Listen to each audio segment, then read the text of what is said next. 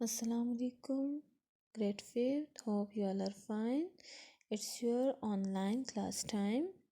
Now open your textbook, General Science. Page number 12. So students, today we will discuss about invertebrates. इससे पहले जो हमने पढ़ा वो हमने क्या प्रीवियस लेक्चर में पढ़ा था, वर्टिब्रेट्स एंड उसकी कुछ क्लासेस के बारे में हमने पढ़ा, ठीक है, जैसे कि mammals, birds, reptiles, amphibians, fishes. आज हम पढ़ेंगे इनवर्टिब्रेट्स के बारे में, यानी कि वो ऑर्गेनिज्म जिनमें रीढ़ की हड्डी नहीं होती, बैकबोन नहीं होती। So let's start our lecture. Invertebrates. These organisms do not have backbone in their bodies. They do not have a bony skeleton in their bodies. ठीक है, यानी कि वो ऑर्गेनिज्म होते हैं जिनकी बॉडी में बैकबोन नहीं होती, और ये वो ऑर्गेनिज्म होते हैं जिनका बोनी स्केलेटन नहीं होता, यानी कि सख्त सी एक, जिस तरह के वर्टिब्रेट में एक सख्त सा स्केलेटन होता है हड्डियों का, वो सिस्टम इनमें नहीं होता। ठीक है, now you are aware of a large number of invertebrates that are present around you. For example, housefly, mosquito, ant, cockroach, butterfly, earthworm, scorpion, spider, dragonfly, beetle, centipede, starfish, jellyfish, snails, etc. ठीक है, तो students ये आपको पता होगा, बल्कि अपने इर्द गिर्द अपने घर में ही आप दिन में कितने इन्वर्टिब्रेट्स ऑर्गेनिज्म देखते हैं। जैसे कि सबसे बेस्ट एग्जांपल है, जो कि आम जनरल एग्जांपल है, हाउस फ्लाई की, यानी कि मक्खी की। ठीक है, इसके अलावा बटरफ्लाई हो गया, आंट हो गई, स्नेल्स हो गए, स्पाइडर हैं। फिर इसके अलावा जो हम लोग पानी में देखते हैं, जेली फिश हम देख रहे हैं, लीच यहाँ पर एक लिखा हुआ है आपकी बुक में, ये भी एक इन्वर्टिब्रेट है, और ये तो बहुत सॉफ्ट सा एक ऑर्गेनिज्म है। ठीक है, स्कॉर्पियन है, स्पंज है। इसके अलावा सेंटीपीड, यानी कि मिलीपीड, सेंटीपीड, ठीक है, वो जो पाँव वाला एक ऑर्गेनिज्म होता है।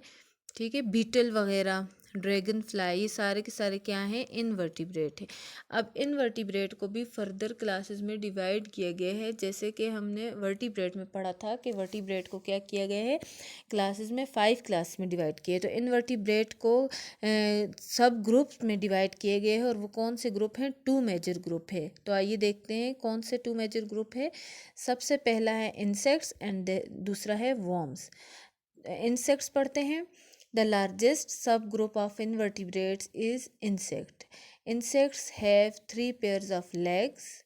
Body of insects can be differentiated into 3 parts: head, thorax, and abdomen.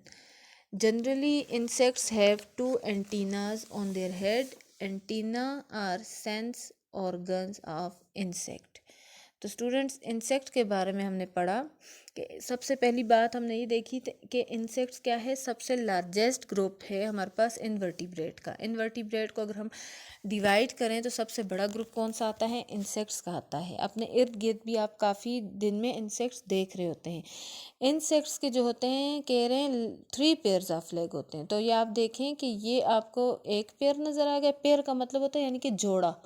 ठीक है, एक साइड पे एक साइड पे दूसरा, तो यानी कि एक पेयर हो गई, ये दूसरा पेयर, और इसी तरह हम कह रहे हैं ये तीसरा पेयर आ गई, ये 3 पेयर्स ऑफ लेग्स हो गए। अब इसके अलावा बॉडी ऑफ इंसेक्ट्स हम देखते हैं कि कौन कौन से पार्ट्स पे बॉडी डिवाइड हुई होती है। तो सबसे पहले हमने यहाँ पर लिखा हुआ भी है, हेड पे, थोरिक्स पे और एब्डोमेन। यानी कि हेड तो आपको पता है कि सर वाला रीजन, थोरिक्स यानी कि ये हमारे पास जो गले वाला, गर्दन वाला रीजन है, और एब्डोमेन यानी कि ये लास्ट धड़ का रीजन होता है, यानी कि एब्डोमेन का वैसे मीनिंग होता है पेट। ठीक है, यानी कि ये वाला रीजन। इसके अलावा जो हम लोगों को एक और चीज़ देखने को यहाँ मिली, तो एंटीना हमने वर्ड देखा कि जो हमारे पास इंसेक्ट्स होते हैं, मोस्टली इंसेक्ट्स के क्या होते हैं, एंटीना प्रेजेंट होते हैं, ज़्यादातर कहाँ पर, हेड रीजन में, जिस तरह के ये हैं। तो एंटीना क्या है, ये इनका सेंस ऑर्गन है, यानी कि अगर कोई फूड पड़ी हुई है तो इन्हें यहाँ वहाँ से पता चल रही है, इनको सेंस यानी कि फील हो रहा है। इसके अलावा अगर कोई इनका दुश्मन है, यानी कि इसको प्रे करने के लिए आ रहा है, ठीक है, शिकार इसका कर रहा है, तो वो भी इसके क्या हो रहा है, एंटीना से ही इसको फील हो रहा है। ठीक है, तो ये था हमारे पास इंसेक्ट्स का ग्रुप। अब हम देखते हैं वर्म्स। वर्म्स है another sub group of invertebrate is worm. Their bodies are long, slender, and mostly segmented. Earthworm is a common worm found in damp soil. Some worms are also found in the intestine of animals as well as in humans, which cause different diseases. तो अब worm की हम बात कर रहे हैं। Worm यानी कि एक कीड़े को ही हम कह रहे हैं, इंसेक्ट को ही हम कह रहे हैं, ठीक है। ये इनवर्टिब्रेट है। और इसके अलावा वर्म के बारे में ये लिखा हुआ है कि इनकी बॉडी लॉन्ग होती है, लंबी होती है, और स्लेंडर होती है, यानी कि इस तरह लंबी और इस तरह यानी कि थोड़ी सी गोलाई टाइप की होती है। और मोस्टली सेगमेंटेड, सेगमेंटेड यानी कि इस तरह पार्ट्स बने हुए होते हैं इनकी बॉडी पे। इसके अलावा कह रहे हैं कि एग्जाम्पल इन्होंने दी अर्थवर्म की। तो ये है अर्थवर्म। ये अक्सर हम लोग देख रहे होते हैं जब बारिशें बहुत हो रही होती हैं, यानी कि बरसात के मौसम में ये काफ़ी हम लोगों के ज़मीन में जगह जगह पे पाए जाते हैं, ठीक है। ये कहाँ पर होते हैं? डैम सॉइल, यहाँ जहाँ पर थोड़ा सा इस तरह के मॉइस्चर सा हो, नमी वाली जगह हो, मट्टी हो, वहाँ पर होते हैं, ठीक है। और कुछ वर्म्स कहते हैं कहाँ पाए जाते हैं? इंटेस्टाइन ऑफ एनिमल्स, यानी कि ह्यूमंस और एनिमल्स के आंतों में, ठीक है, जो कि क्या कर रहे हैं? डिफरेंट डिजीजेस काज कर रहे हैं। तो एग्जांपल है ये अर्थवर्म, एक है टेपवर्म, एक है हुकवर्म। हुकवर्म यानी कि इसका स्ट्रक्चर जो माउथ वाला जो स्ट्रक्चर है वो थोड़ा सा इस तरह हुक टाइप बना हुआ है, ठीक है। तो ये क्या है? हमारे पास वर्म्स की बारे में हमने पढ़ा। इसके बाद आपको जनरल नॉलेज आपको बताया गया है। Do you know earthworms make the soil fertile. Earthworm क्या कर रहा है? सॉइल को फर्टाइल बना रहा है, यानी कि ये वाला जो है अर्थवर्म ये क्या कर रहा है? सॉइल को फर्टाइल बना रहा है। अब ये क्या कर रहा है? ये ईट कर रहा है सॉइल को। अर्थवर्म हमेशा क्या कर रहा होता है? ईट कर रहा होता है किसको? सॉइल को। और इससे क्या कर रहा है? एब्जॉर्ब कर रहा है its food from it, convert into fertile soil and excrete it. Nowadays, agricultural scientists recommended use to earthworm instead of harmful artificial fertilizers to increase land pollution. Earth Earthworms are therefore called a biofertilizers. तो हम लोग ये देख रहे हैं इसमें कि earthworm क्या कर रहा है? सॉइल को फर्टाइल कर रहा है, यानी कि जरखेज़ कर रहा है। कैसे?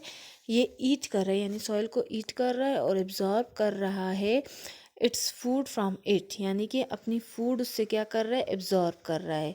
फिर उसको क्या कर रहा है? जब वो फूड सॉइल को ईट कर रहा है तो उसको क्या कर रहा है? अब उसने ईट किया है तो जाहिर सी बात है उसने कुछ चीज़ डाइजेस्ट भी करनी है, बाहर भी निकालनी है, तो वो क्या करेगा? इसको कन्वर्ट कर देगा इट इनटू फर्टाइल सॉइल। जब उसको कन्वर्ट करेगा फर्टाइल सॉइल में और इसको एक्सक्रीट करेगा उस जगह पे, तो वो ज़मीन, वो जो मिट्टी है वो क्या हो जाएगी? फर्टाइल हो जाएगी, ज़रखेज़ हो जाएगी। तो इसलिए एग्रीकल्चरल साइंटिस्ट क्या कर रहे हैं कि अर्थवर्म को यूज़ कर रहे हैं। आर्टिफिशियल जो फर्टिलाइज़र्स हैं, यानी कि खादें वगैरह हैं, उनकी जगह पे अर्थवर्म को यूज़ करने का मशवरा दे रहे हैं, ठीक है। ताकि जो है एक तरफ तो ज़मीन जो है हमारे पास फर्टाइल हो, और आर्टिफिशियल फर्टिलाइज़र्स को यूज़ करने से लैंड पोल्यूशन भी हो रही है, ठीक है। इसलिए अर्थवर्म को बायो फर्टिलाइज़र्स कहा जाता है। तो ये वाला पोर्शन आपका क्या है? जनरल नॉलेज का है, ये आपको पता होना चाहिए, ठीक है। So I hope I clear my points. It's all about my lecture. Take care, stay home, stay safe. Thank you.